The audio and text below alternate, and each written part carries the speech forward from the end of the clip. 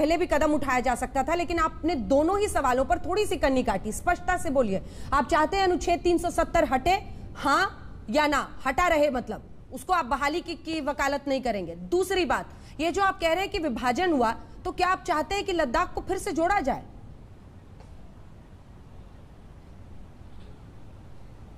देखिए, मैं आपको आपका ध्यान फिर आकर्षित करना चाहूंगा कांग्रेस वर्किंग कमेटी की रेजोल्यूशन पर कि उसमें पर्याप्त चीजें सारी लिखी हुई हैं, और यही हमारा कहना है कि जम्मू कश्मीर के अंदर जो लोकतंत्र की प्रक्रिया है, हाँ, वो बहाल होनी चाहिए। लोकतंत्र की प्रक्रिया से ही जम्मू कश्मीर चलना चाहिए, वो भारत का अभिन्न अंग है। महबूबा मुफ्ती जी का जो स्टेटमेंट है पाकिस्तान का, उसके साथ कांग्रेस पार्टी नहीं है। अनुच्छेद 370 और लद्दाख पर कांग्रेस पार्टी का स्टैंड, तीसरी बार पूछ रही हूं सर।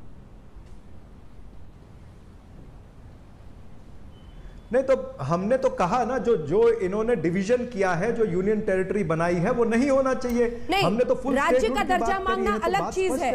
मैं बार बार कांग्रेस राज्य का दर्जा, एक सेकंड सर, राज्य का दर्जा मांगना अलग चीज है।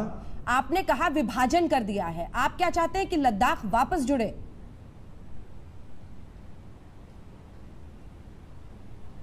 नहीं, हम यही फुल स्टेटहुड का मतलब क्या होता है, यही मतलब होता है कि ये सारा जम्मू कश्मीर जो है वो एक होना चाहिए, और इसके अंदर लोकतंत्र की प्रक्रिया जो है वो बहाल होनी चाहिए।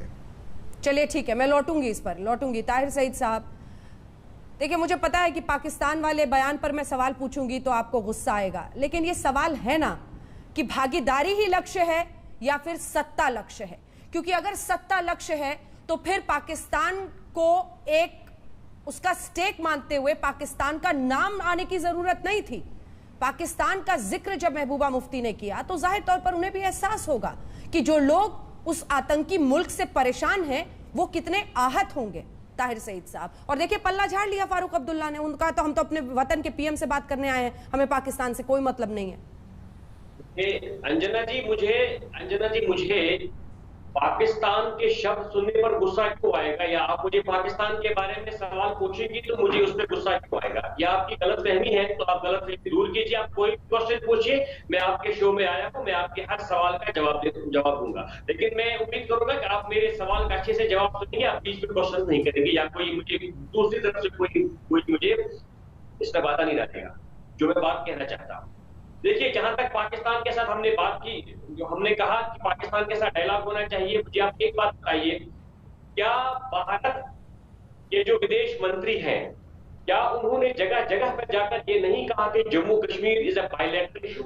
क्या उन्होंने ये नहीं कहा कि बायलैटरल इशू किनके दरमियान ये बायलैटरल इशू है? ये बायलैटरल इशू खुद इंडिया कहती है कि Kashmir is a bilateral issue between India and Pakistan.